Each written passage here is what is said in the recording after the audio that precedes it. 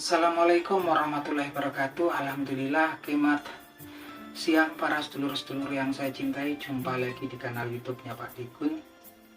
Oke para sedulur, jadi beberapa waktu belakangan ini hal yang lagi memang trending, yang lagi banyak dibicarakan oleh para pecandu sepak bola Indonesia, para pengamat sepak bola Indonesia, fans timnas sepak bola Indonesia adalah perihal tidak dipasangnya seorang Eliano Reinders ya dalam dua match Indonesia, yang match yang sangat penting, yaitu ketika jumpa China di Stadion Qingdao Provinsi Shandong China, dan terakhir ketika jumpa timnas Jepang atau Blue Samurai di GBK Jakarta ya teman-teman. Nah sebetulnya terlepas daripada kalah menang itu hal yang biasa gitu kan dalam suatu pertandingan. Saya sebagai seorang pecandu sepak bola, saya sebagai seorang fan berat timnas sepak bola Indonesia, saya dari mulai tahun 80-an ya teman-teman, ketika saya SD itu udah menjadi fannya timnas sepak bola Indonesia. Waktu itu aja kalau di kampung halaman saya waktu itu di Lampung teman-teman, itu nonton dulu listriknya itu masih pakai diesel ya gitu kan, belum ada dulu, masih baru masuk itu koperasi listrik pedesaan atau KLP. Dari zamannya Bambang Nurdiansah, Ajat Sudrajat, kemudian Ricky Yakob, Ruli Nere gitu kan, sampai berlanjut ke sini-sininya sampai zamannya Rocky Putirai gitu kan, Bambang Pamungkas, kemudian Kurniawan Dewi Julianto. Jadi saya selalu nonton terus. Kalau masalah kalah itu, kalah menang sudah biasa, timnas kita juga sudah sering kalah gitu, bahkan waktu itu cuma sekedar untuk Asia Tenggara juga kita sering kalah ya, jumpa Malaysia, jumpa Thailand, terakhir jumpa Vietnam pun sering kalah kita gitu kan. Nah jadi kalau masalah kalah menang adalah suatu hal yang biasa dalam pertandingan. Tapi teman-teman, kalau menyangkut Eliano Reinders ini menyangkut nasib seseorang yang memang sudah meninggalkan ya, maksudnya meninggalkan warga negaraannya dia untuk berpindah jadi WNI. Ini sedangkan dia punya keluarga, anak dan istrinya masih warga negara Belanda. Seorang dari negeri yang jauh dari Eropa Barat, dari Belanda atau Nederland, yang kemudian memang sangat antusias untuk membela timnas kita gitu kan, yang merupakan dia memiliki darah keturunan Indonesia gitu kan, sehingga kemudian PSSI pun juga merespon gitu kan, memang dua-duanya hari sepakat. Dan kemudian Mas Hilger dan Eliano Reinders merupakan paket cepat ya, paket ekspres daripada PSSI, tentunya nggak lepas daripada kinerja, nggak lepas daripada pengaruh dan luasnya koneksi daripada ketua PSSI saya saat ini ya, Bapak Erick Thohir gitu kan, yang betul-betul memang all out gitu kan, berjuang habis-habisan untuk meningkatkan performa popularitas timnas kita, meningkatkan kualitas timnas kita, sampai pun apapun dikerjakan ya sama Bapak Erick Thohir dan jajaran elit PSSI lainnya. Alhasil kemudian Eliano Reinders dan Mas Hilger kemudian dipasang ya teman-teman, bisa kemudian diambil sumpahnya dengan proses cepat, sampai kemudian proses sumpahnya pun dilakukan di KBRI di Brussels, Belgia. Tapi apa yang terjadi kemudian ketika match jumpa dengan Bara ini ya teman-teman, oke Mas Hilger kemudian jadi starter gitu kan. Yang saya ngerasa aneh kemudian seorang Eliano Reinders ini yang memang di klubnya sendiri dia memang terbiasanya dipasang sebagai wingback kiri ataupun winger kiri ini di Football Club Zwolle. Dia juga jadi pemain reguler ya, sering main, dia jarang jadi pemain cadangan di klubnya di Eredivisie Belanda. Tapi hal ini kemarin cuma dia dipasang sebagai pemain pengganti, oke lah gitu kan. Di menit ke-70 dia dapat kesempatan sebagai fullback kanan. Tapi kemudian apa yang terjadi teman-teman, ketika timnas kita bertandang ke China, dia nggak masuk kemudian daripada 23 list pemain yang jumpa dengan China. Begitupun juga ketika terakhir jumpa dengan timnas Jepang, nggak ada lagi di 23 list pemain yang jumpa dengan timnas Jepang gitu kan. Lagi-lagi saya bilang masalah kalah menang itu sudah biasa, bagian dari suatu pertandingan. Tapi ini bagaimana nasib seorang yang sepertinya tragis, sedih ketika datang jauh-jauh gitu kan, seperti dikerjai ya sama yang namanya STY ini. Saya aja bukan siapa-siapanya gitu kan, sedih kalau melihatnya gitu kan. Jadi gimana seorang yang memang sudah berjuang habis-habisan, PSSI juga berjuang habis-habisan untuk mendatangkan pemain ini, nggak dipasang di match jumpa China, alasannya apa? Bagian daripada strategi dan juga bagian daripada taktik. Saya nggak ngerti taktik apa gitu kan. Dan pemilihan pemainnya pun kita patut pertanyakan, ini pemain yang main reguler ya di klubnya gitu kan. Dan terakhir ketika jumpa Jepang kemarin, ketika banyak pertanyaan kepada STY ini, dia menjelaskan karena memang si Eliano Reinders ini tidak cukup baik gitu kan.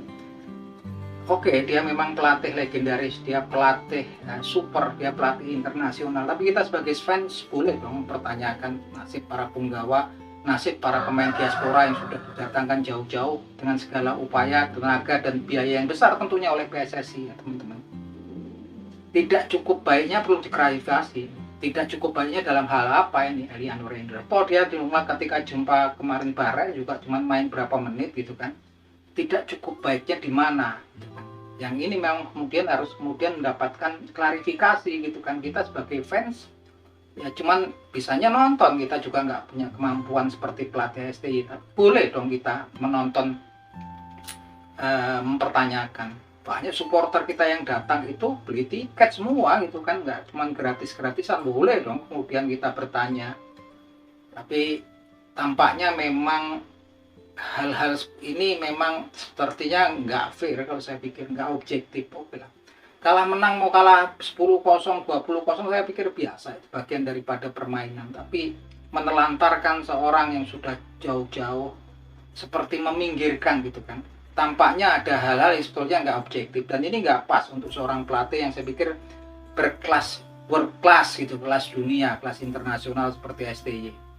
Menilai kasusnya Elkan Bagot pun sampai sekarang nggak clear, nggak jelas.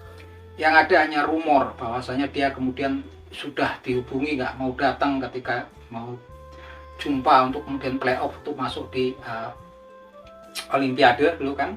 Sampai kemudian ada rumor juga WA nggak dibalas, tapi sebenarnya sampai sekarang nggak jelas gitu kan. Dan ini sayang sekali, kasihan sekali pemain yang kemudian mau bergabung dengan timnas kita, padahal dia punya kesempatan untuk bergabung dengan timnas Thailand. Dan memang pemain ini bergabung ketika belum banyak nama diaspora mau tertarik kemudian bergabung dengan timnas kita, dan dia juga berjasa ketika membantu timnas kita untuk lolos di masuk putaran final Piala Asia gitu kan. Yang saya pikir kalaupun dia melakukan kesalahan ataupun dosa, ya dia juga ada jasanya. Sepertinya saya pikir nggak ada kemudian dosa dan kesalahan besar yang kemudian nggak terampuni gitu, nggak bisa dimaafkan gitu kan. Oke lah, kasus Elkan Bagot lewat gitu kan, dia sama sekali kemudian udah nggak ada beritanya lagi gitu kan. Ini Eliano Reinders apakah nasibnya juga akan seperti itu gitu kan? Sebetulnya masalah apa sebetulnya yang terjadi seperti ini, dan hal-hal yang seperti ini pastinya akan lambat laun akan menimbulkan disharmoni dalam tim. Kenapa? Karena kita bilang saat ini jumlah pemain keturunan kan ya lumayan besar gitu kan. Mereka satu bahasa dengan teman-temannya, mereka pasti juga saling mengenal dekat akhirnya, dan pasti ada kemudian perkawanan antar mereka. Dari sisi pemilihan pemainnya pun timnas ini saat ini STY apakah objektif atau tidak? Biasanya yang dipilih masuk timnas ini pemain-pemain yang memiliki menit bermain yang cukup di klubnya, mereka pemain yang memiliki rating yang bagus di klubnya gitu kan. Ini nggak tahu kemudian Waton asal aja, dia kayaknya nggak suka, nggak objektif, nggak dipakai. Tapi kemudian saya bersyukur walaupun kemudian nggak menemukan jawaban dalam hal apa kemudian Eliano Reinders ini nggak dipakai, tapi jelas sekali Bapak Erick Thohir terakhir melakukan konferensi pers bahwasanya dia sudah menerapkan, nggak ada tawar-menawar, menerapkan target minimalnya timnas kita adalah lolos ke di peringkat 4 grup C, yang saat ini timnas kita berada di dasar klasemen grup C. Artinya di sini saya puas, Bapak Erick Thohir udah tegas banget selaku pimpinan PSSI yang saya kagumi gitu kan. Ini kasus dari STY ini betul-betul sekarang direspon keras. Artinya kalau kemudian nggak tercapai targetnya ya evaluasi pastinya, dan nggak menutup kemungkinan saat ini banyak pelatih-pelatih yang berkelas dunia, pelatih-pelatih yang memiliki strategi dan taktik yang mumpuni secara internasional seperti Patrick Kluivert, kemudian Mark van Bommel, terakhir Meneer Louis van Gaal. Tentunya mereka akan tertarik mau untuk kemudian melatih timnas kita, apalagi dengan koneksi ataupun wawasan jaringan yang luas dari Bapak Erick Thohir dan juga pemain-pemain diaspora saat ini yang memang sudah bergabung dengan timnas kita gitu kan. Pastinya pelatih juga melihat ya, nggak asal, biasanya yang dilihat adalah ranking FIFA-nya, kemudian kualitas para pemainnya.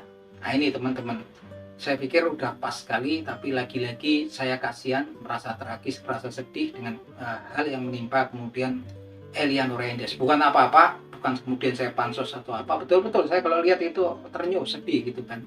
Apalagi kakaknya Tijani Reinders, kedua orang tuanya itu betul-betul berharap besar bahwasanya putra mereka, adik mereka kemudian bisa memperkuat timnas. Apa jadinya kemudian sampai di sini kayak gitu kan? Di mana kemudian etika kita, di mana perasaan kita gitu kan? Yang mana ini memang betul-betul harus dipertanyakan, diklarifikasi. Tidak cukup baiknya Eliano Reinders itu dalam bidang apa? Tidak cukup baiknya Eliano Reinders itu dalam hal apa? Dan apakah dulu sebelum diproses dinaturalisasi tidak dipantau terlebih dahulu oleh STY? Dan kalaupun tidak dibutuhkan timnas, ya mbok ya nggak usah, kasihan orang sampai kemudian dinaturalisasi sampai sini kemudian dipinggirkan, nggak dipakai yang dengan alasan-alasan yang nggak jelas, yang saya pikir nggak objektif. Nah itu aja teman-teman obrolan kita tetap berharap timnas kita bisa meraih hal positif di hari Selasa nanti di tanggal 19 November 2024 ini, untuk kemudian ya mau nggak mau harus win ya sama Saudi Arabia. Kalau kemudian sampai kalah ya sudah lewatlah harapan kita semua, dan sudah saatnya Bapak Erick Thohir bersikap tegas untuk kemudian mengevaluasi pelatih gitu kan. Sehebat apapun ketika banyak kemudian aksi atau tindakannya yang patut dipertanyakan publik ataupun fans, ya wajar ya, kita juga memiliki saham daripada timnas kita ini, semua yang memiliki timnas kita gitu kan. Nah itu aja teman-teman, salam sepak bola.